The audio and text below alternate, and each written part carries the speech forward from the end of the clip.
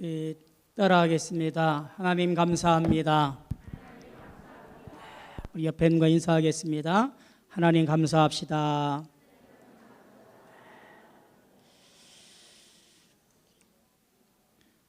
그런데 솔직한 말이지 감사한 마음을 갖기가 그리 쉬운 일은 아닙니다.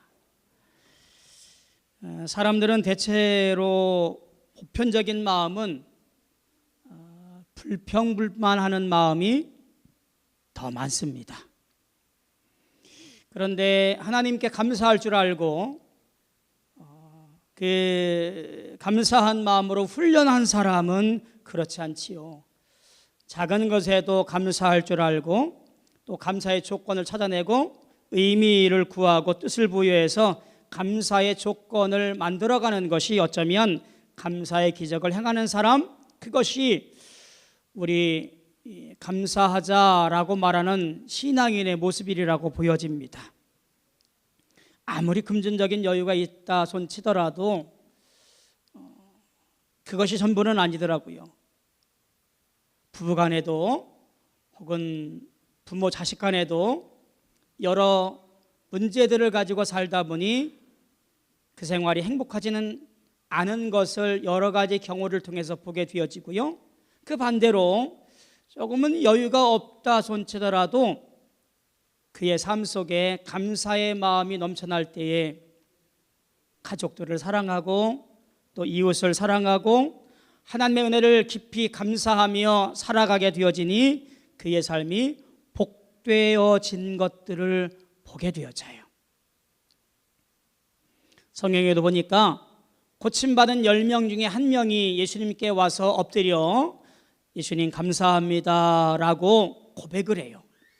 그때 예수님께서 탄식하며 그러시지요.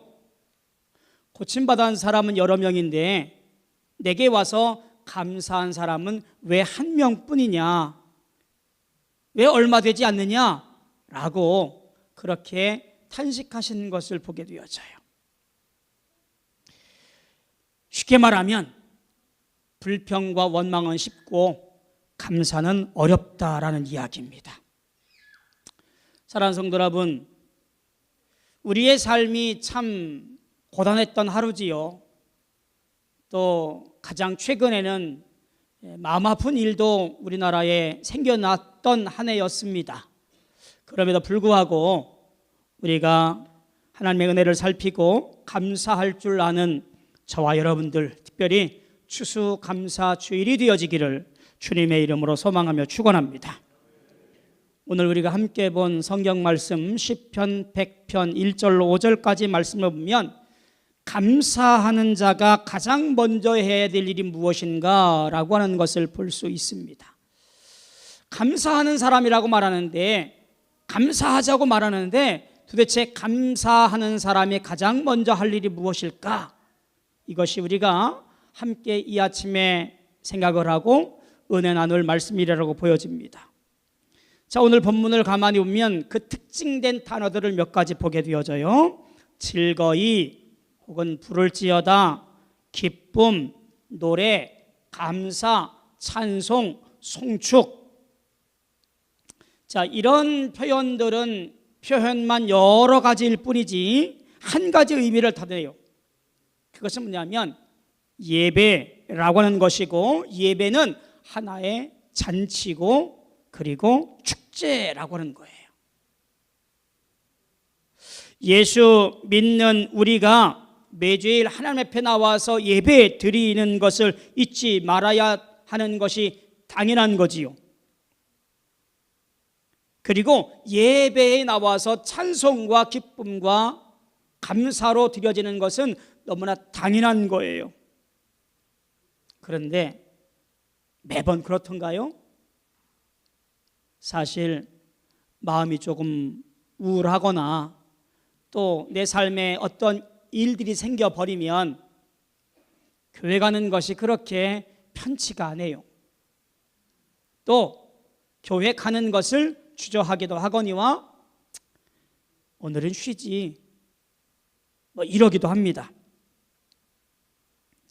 모든 것이 꽉 막혀 있는데 내가 무슨 수로 가서 기뻐 노래하며 예배당 문을 열고 들어가서 그렇게 찬송할 수 있을까?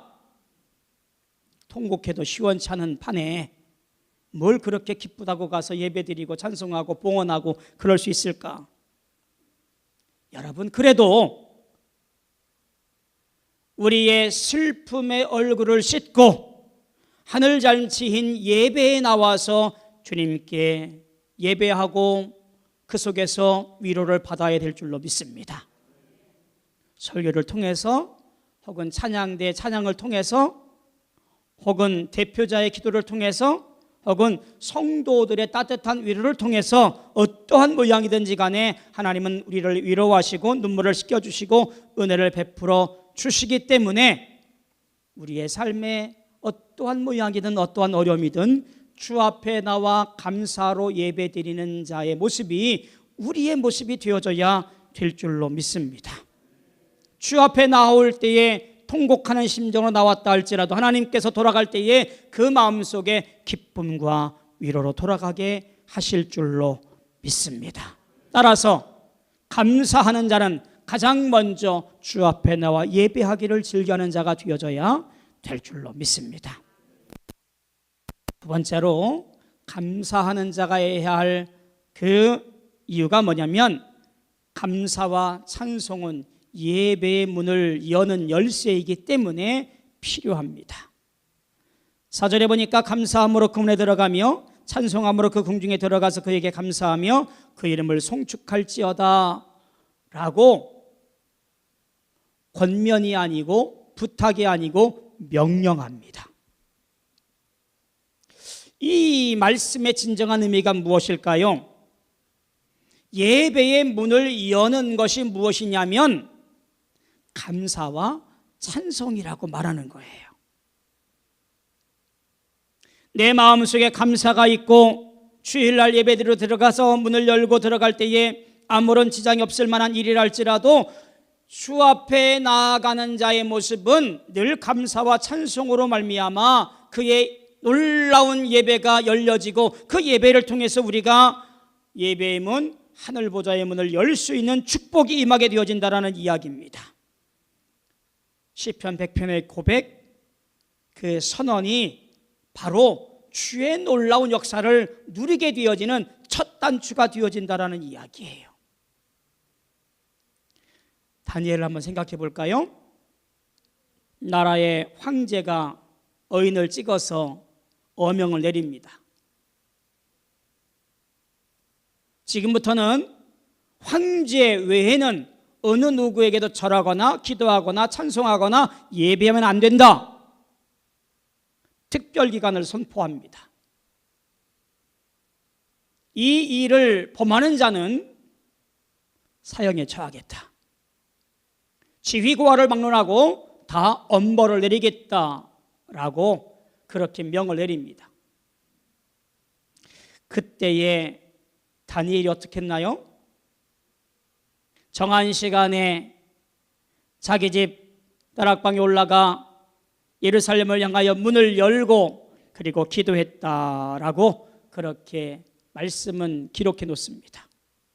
꽁꽁 숨어서 입을 틀어막고 예배를 드리든 기도하든 해도 어려운 상황에 어쩌면 남 보라는 모습으로 문을 활짝 열어놓고 그는 소리내어 기도합니다.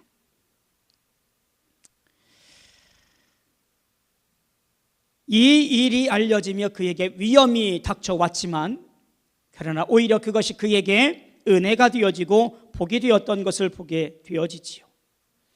옥에 갇힌 바울과 실라에게도 마찬가지입니다.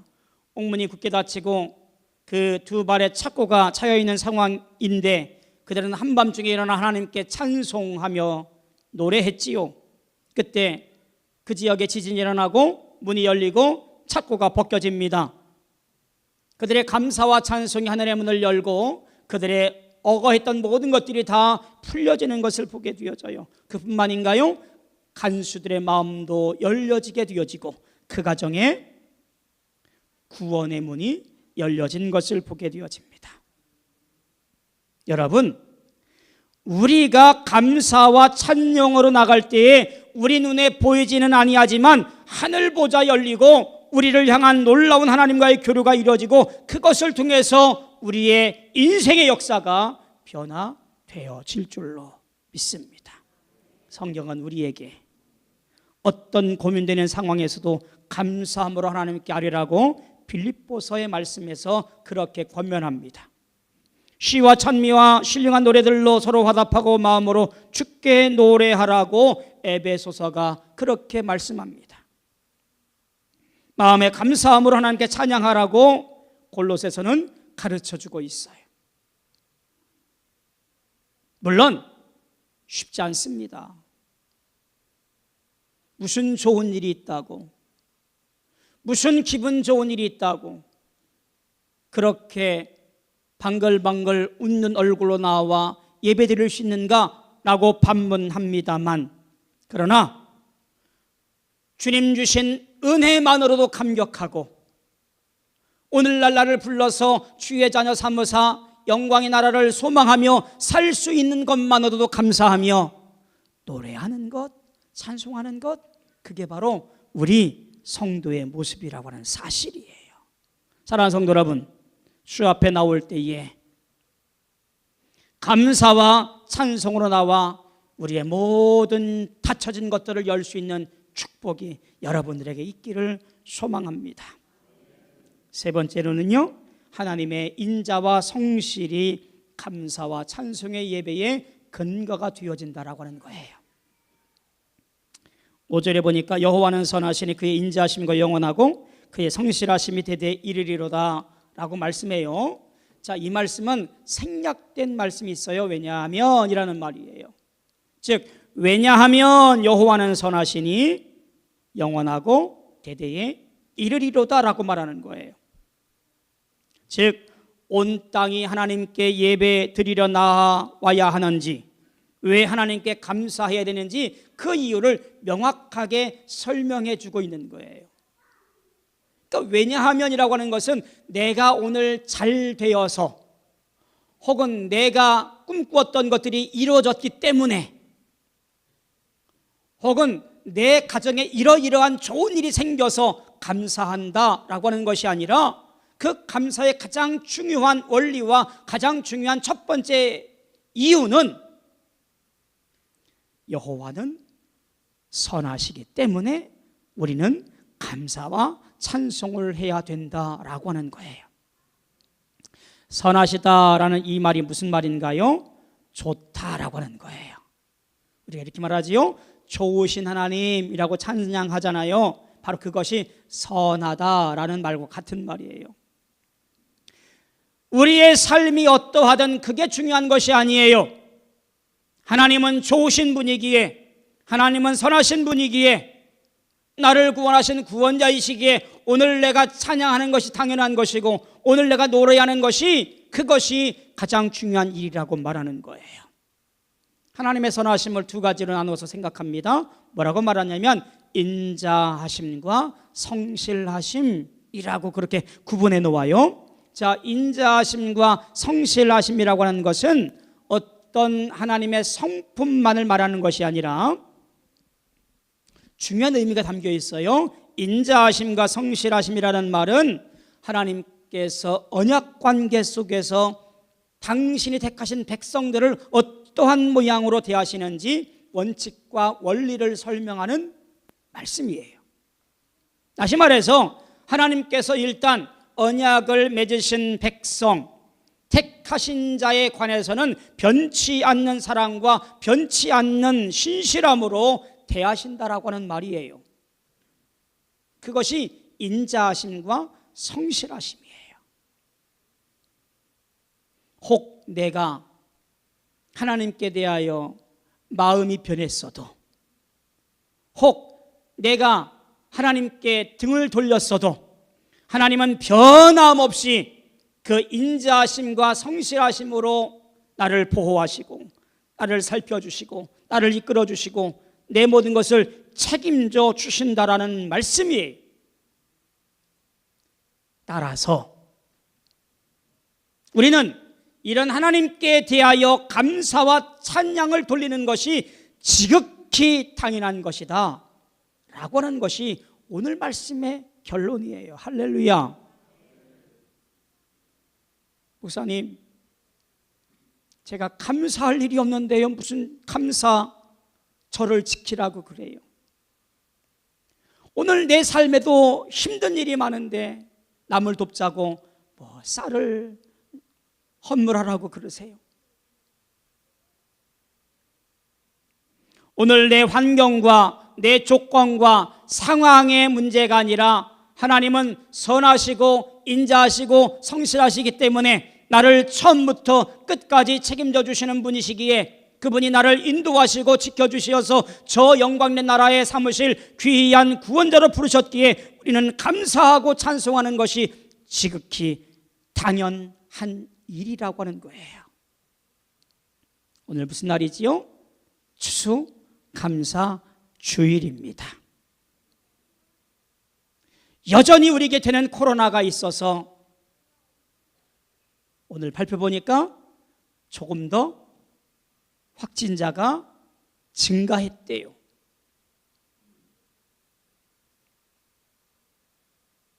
얼마 전에는 많은 사람들이 불의의 참사로 희생자가 생기기도 해서 젊은 청춘들이 그렇게 일찍이 이 땅을 떠나기도 했어요. 참 안타까운 일들이 우리 앞에 여전히 존재하고 있고요, 여전히 어렵고요, 여전히 힘들어요. 그럼에도 불구하고 우리는 하나님의 섭리와 뜻으로 위로를 기대하고 소원하며 감사하고 찬송하고 예배해야 할 줄로 믿습니다. 감사가 빠진 신앙생활은 하나님을 기쁘시게 할 수 없어요. 감사가 없는 예배는 하나님께 영광을 돌릴 수가 없어요. 따라서 우리는 감사함으로 살아가며 감사함으로 예배하고 감사함으로 우리 이웃들을 사랑해야 합니다. 오늘 드려지는 우리 추수감사 예배가 우리 모두가 신령과 진정으로 드려지는 감사의 예배여서 하나님께 홀로 영광이 되어지는 하나님께로부터 흘러나오는 축복이 우리 모든 성도들에게 넘치는 오늘 귀한 날, 또 이후의 모든 삶이 되어지기를 주님의 이름으로 소망하며 축원합니다. 기도하겠습니다. 좋으신 아버지 하나님, 은혜를 감사합니다. 우리가 다 주의 은혜 안에 살아가며 믿음으로 나와 예배드리고 영광 돌려 찬송합니다. 우리가 주의 은혜로 말미암아 살았고 또한 앞으로도 그러할 줄로 믿고 감사함으로 찬송하며 영광 돌립니다. 우리 모든 성도들 심령들마다 주의 은혜가 넘쳐나서 영광 돌리기에 부족함이 없는 인생들이 되어지도록 신실한 주의 자녀 되어지도록 축복하여 주시옵소서. 예수님의 이름으로 간절히 기도하옵나이다. 아멘.